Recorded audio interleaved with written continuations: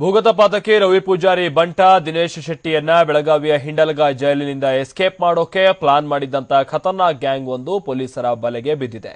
ಇಂತಹದೊಂದು team ಬೆಳಗಾವಿಗೆ ಆಗಮಿಸಿದೆ ಅನ್ನುವಂತ ಸಣ್ಣದೊಂದು ಮಾಹಿತಿ ಸಿಗ್ತಾ ಇದ್ದಂತೆ ಬೆಳಗಾವಿ ಪೊಲೀಸರು ಅಲರ್ಟ್ ಆಗಿದ್ರು. ಒಂದು ಕಡೆ ರಾತ್ರಿಯಿಡೀ ನಗರದಲ್ಲಿ ಪೊಲೀಸ್ ಹೈ ಅಲರ್ಟ್, ಮತ್ತೊಂದು ಕಡೆ ನಗರದಲ್ಲಿನ ಲಾಡ್ಜು ಜೊತೆಗೆ ವಸತಿ ಗೃಹಗಳ ಮೇಲೆ ಹದ್ದಿನ ಕಣ್ಣಿಟ್ಟು ಪೊಲೀಸರು ಹುಡುಕಾಡ್ತಾ ಇದ್ರು.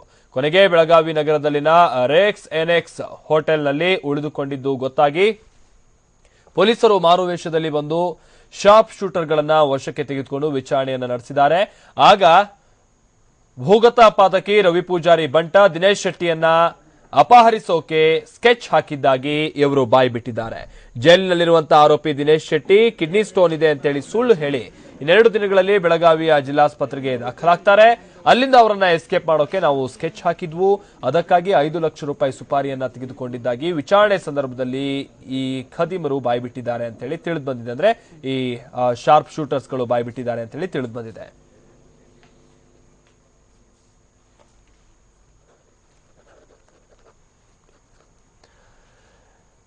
ಇನ್ನು ಅಪರಾಧ ವಿಭಾಗದ ಡಿಸಿಪಿ ಆಗಿರುವಂತಹ ಅಮರನಾಥ್ ರೆಡ್ಡಿ ಅವರು ನಮ್ಮ ಜೊತೆಗೆ ಸಂಪರ್ಕದಲ್ಲಿದ್ದಾರೆ. ಸರ್, ಈಗ ಹೇಗೆ ಕ್ಲೂ ಸಿಕ್ತು ಸರ್, ಇವ್ರು ಹೇಗೆ ಟ್ರ್ಯಾಪ್ ಆಗಿದ್ದು ಅಂತ ಹೇಳಿ? ಖಚಿತವಾದ ಮಾಹಿತಿ ಒಂದು ಟೀಮ್ ಬಂದಿದೆ, ಇನ್ಕ್ಲೂಡಿಂಗ್ ಶಾರ್ಪ್ ಶೂಟರ್ಸ್ ಇರತಕ್ಕಂತ ಒಂದು ಟೀಮ್ ಬಂದಿದೆ ಬೆಳಗಾವಿಗೆ ಅಂತ ಬಂದಿತ್ತು. ಅದು ಯಾವ್ದು ಅಂತ ನಮಗೆ ಪಕ್ಕ ಇದ್ದಿಲ್ಲ. ಹಾಗಾಗಿ ನಾವು ಎಲ್ಲರ ಕಡೆನೂ ಸೆನ್ಸಿಟಿವ್ ಪ್ಲೇಸ್ ಅಲ್ಲಿ ನಾವು ಒಂದು ಬಂದೋಬಸ್ತ್ ಅನ್ನ ಮಾಡಿಕೊಂಡಿದ್ವಿ. ನಂತರದಲ್ಲಿ ನಮ್ಗ ವೆರಿ ನೆಕ್ಸ್ಟ್ ಡೇ ನಮ್ಗೆ ಒಂದು ಕ್ಲೂ ಸಿಗುತ್ತೆ, ಈ ತರ ಗಾಡಿಯಲ್ಲಿ ಇದಾರಂತ. ಆ ಗಾಡಿನ ನಾವು ಸರ್ಚ್ ಮಾಡ್ತೀವಿ. ಸರ್ಚ್ ಮಾಡಿದ ತಕ್ಷಣ ಅವ್ರು ಒಂದು ಹೋಟೆಲ್ ಅಲ್ಲಿ ಇಳ್ಕೊಂಡಿದ್ದು ನಮಗೆ ಮಾಹಿತಿ ಸಿಗುತ್ತೆ. ನಂತರದಲ್ಲಿ ನಾವು ಅದನ್ನ ಚೇಸ್ ಮಾಡಿ ನಾವು ಸಿವಿಲ್ ಆಸ್ಪತ್ರೆಯಲ್ಲಿ ಅವ್ರನ್ನೆಲ್ಲ ನಾವು ವಶಕ್ಕೆ ಪಡ್ಕೊಂತೀವಿ. ವಶಕ್ಕೆ ಪಡೆದ ನಂತರ ನಮಗೆ ಮಾಹಿತಿ ಗೊತ್ತಾಗುತ್ತಾ ನಾವು ದಿನೇಶ್ ಶೆಟ್ಟಿ ಅಂತ ಏನು ಹಿಂಡಲಗ ಜೈಲದಲ್ಲಿ ಇದ್ದಾನೆ ಅವ್ರು ಇವತ್ತು ಅಥವಾ ನಾಳೆ ಹಾಸ್ಪಿಟ್ಲಿಗೆ ಹಾಜರಾಗಿ ಬರ್ತಾರ. ಆ ಸಮಯದಲ್ಲಿ ನಾವು ನಮ್ಮ ಪೊಲೀಸ್ ಸಿಬ್ಬಂದಿ ಮೇಲೆ ಕೂಡ ನಾವು ಒಂದು ದಾಳಿ ಮಾಡಿ ಅವ್ರನ್ನ ನಾವು ಇಲ್ಲಿಂದ ಬಿಡಿಸ್ಕೊಂಡು ಹೋಗಕ್ಕೆ ಬಂದಿದ್ವಿ ಅಂತ ಅವ್ರು ಹೇಳ್ತಾರೆ. ಅವ್ರ ಜೊತೆಗೆ ನಮ್ಗೆ ಆಲ್ರೆಡಿ ಒಂದು 5 ವೆಪನ್, ಒಂದು 29 ಲೈವ್ ರೌಂಡು ಎಲ್ಲ ಸಿಕ್ಕಿದಾವ.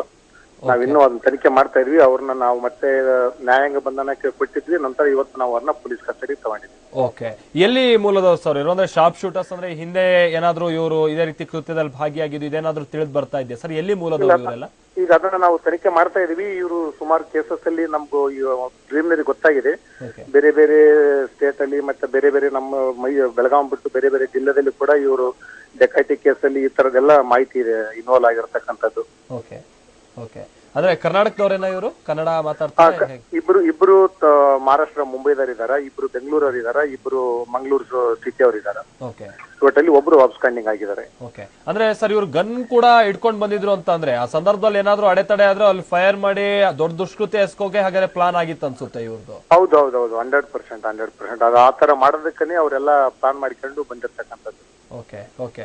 ಆಮೇಲೆ ಈಗ ದಿನೇಶ್ ಶೆಟ್ಟಿ ಹಿನ್ನೆಲೆ ಏನು ಅಂತ ಹೇಳಿ ಸರ್? ಆತ ಎಷ್ಟು ವಾಂಟೆಡ್ ನಿಮ್ಮ ವರ್ಷದಲ್ಲಿರುವಂತಹ ವ್ಯಕ್ತಿ ಆತ ಅಂತ ಹೇಳಿ ಸರ್? ಇಲ್ಲ, ಅದು ಎಲ್ಲರಿಗೂ ಆಲ್ಮೋಸ್ಟ್ ಗೊತ್ತಿದೆ. ನಮ್ದೊಂದು ಫೇಮಸ್ ಮರ್ಡರ್ ಕೇಸ್ ಅಲ್ಲಿ ಇರ್ತಕ್ಕಂಥದ್ದು. ಆ ಮರ್ಡರ್ ಕೇಸ್ ಅಲ್ಲಿ ಅವ್ರ ಲೈಫ್ ಕನ್ವಿಕ್ಷನ್ ಆಗಿದೆ. ಅವರು ಮೈಸೂರು ಸಿಟಿಯಲ್ಲಿಂದ ಜೈಲಿಂದ ಇಲ್ಲಿ ಬೆಳಗಾವಿಗೆ ಬಂದಿದ್ರು. ಅವರು ಒಳಗಡೆಯಿಂದ ಈ ತರ ಎಲ್ಲ ಪ್ಲಾನ್ ಮಾಡಿದ್ರು, ನಾನು ಹಾಸ್ಪಿಟಲ್ಗೆ ಅಡ್ಮಿಟ್ ಆಗ್ತೀನಿ, ಆ ಸಮಯದಲ್ಲಿ ನನ್ನ ನೀವು ಬಿಡಿಸ್ಕೊಂಡು ಹೋಗ್ಬೇಕಂತ. ಅದ್ರ ಬಗ್ಗೆ ಕೂಡ ನಾವು ಸಂಪೂರ್ಣವಾಗಿ ಒಂದು ತನಿಖೆ ಮಾಡ್ತಾ ಇದೀವಿ. ಓಕೆ ಸರ್, ಈ ಪ್ಲಾನಿಂಗ್ ಹೇಗಾಗಿತ್ತು ಸರ್? ಇದು ಆತ ಜೈಲು ಒಳಗಿದ್ದು ಇದನ್ನೆಲ್ಲ ಎಕ್ಸಿಕ್ಯೂಟ್ ಮಾಡ್ತಾ ಇದ್ದಿದ್ ಯಾರು ಅಂತ ಹೇಳಿ, ವ್ಯಕ್ತಿ ಯಾರು ಇದೇನಾದ್ರು ಗೊತ್ತಾಯ್ತಾ? ಅದನ್ನೆಲ್ಲ ತನಿಖೆ ಮಾಡ್ತಾ ಇದೀವಿ. ಇದೆ, ಎಲ್ಲ ಕ್ಲೂ ಇದೆ ನಮಗೆ, ಅದ್ರದ್ದು ಮಾಡ್ತಾ ಇದೀವಿ ನಾವು. ಓಕೆ. ಹಾಗಾದ್ರೆ ಒಂದು ದೊಡ್ಡ ಗ್ರೂಪೇ ಇದೆ ಇದ್ರ ಹಿಂದೆ? ಇದೆ ಗ್ರೂಪ್ ಇದೆ. ಅದ್ರದ್ದು ಸಂಪೂರ್ಣವಾಗಿ ತನಿಖೆ ಮಾಡ್ತೀವಿ. ಮತ್ತೆ ನಮಗೆ ಅದು ಏನೇನು ಮಾಹಿತಿ ಸಿಗುತ್ತೆ ನಾವು ಹೇಳಿಕೊಂತೀವಿ ಅದರಲ್ಲಿ.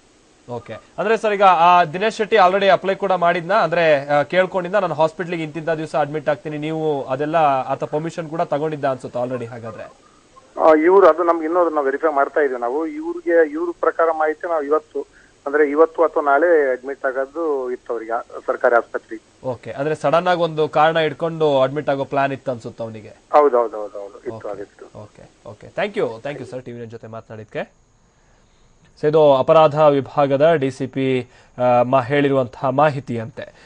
ಈಗ ಇವ್ರು ಕೊಟ್ಟಿರುವಂತಹ ಏನು ವಿಚಾರಣೆ ವೇಳೆ ಇವ್ರು ಕೊಟ್ಟಿರುವಂತಹ ಡೀಟೇಲ್ಸ್ ನೋಡೋದಾದ್ರೆ ನಾಳೆ ಅಥವಾ ನಾಡಿದ್ದು ದಿನೇಶ್ ಶೆಟ್ಟಿ ಇದ್ದಕ್ಕಿದ್ದಂತೆ ಒಂದು ಕಾರಣವನ್ನ ಹೇಳಿ ಹಾಸ್ಪಿಟಲ್ಗೆ ಸೇರ್ತಾನೆ. ಅದು ಕಿಡ್ನಿ ಸ್ಟೋನ್ ಅಂತ ಹೇಳಿ ಹಾಸ್ಪಿಟಲ್ಗೆ ಸೇರ್ತಾನೆ. ಆ ಸಂದರ್ಭದಲ್ಲಿ ಆತನನ್ನ ಕಿಡ್ನಾಪ್ ಮಾಡೋದು, ಅಂದ್ರೆ ಆತನನ್ನ ಆ ಜೈಲಿನಿಂದ ಎಸ್ಕೇಪ್ ಆಗೋದಕ್ಕೆ ಹೆಲ್ಪ್ ಮಾಡುವಂತಹ ರೀತಿಯಲ್ಲಿ ಇವರೆಲ್ಲ ಅಪಹರಿಸೋಕೆ ಸಿದ್ಧರಾಗಿದ್ರು ಅಂತ ಹೇಳಿ ತಿಳಿದು ಬಂದಿದೆ. ಎಲ್ಲರೂ ಮಹಾರಾಷ್ಟ್ರ ಜೊತೆಗೆ ಕರ್ನಾಟಕ ಮೂಲದವರು ಅಂತ ಹೇಳಿ ತಿಳಿದು ಬಂದಿದೆ. ಜೊತೆಗೆ ಶಾರ್ಪ್ ಶೂಟರ್ಸ್ ಇವ್ರ ಬಳಿ ಇದ್ದಂತಹ ವೆಪನ್ಸ್ ಕೂಡ ಈಗ ವಶಕ್ಕೆ ಪಡೆದಿದ್ದಾರೆ.